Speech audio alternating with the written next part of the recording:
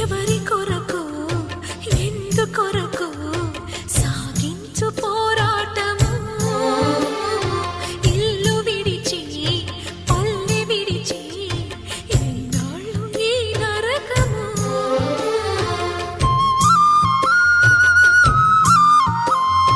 గుండెలో బాధలను దాచుకోవాలి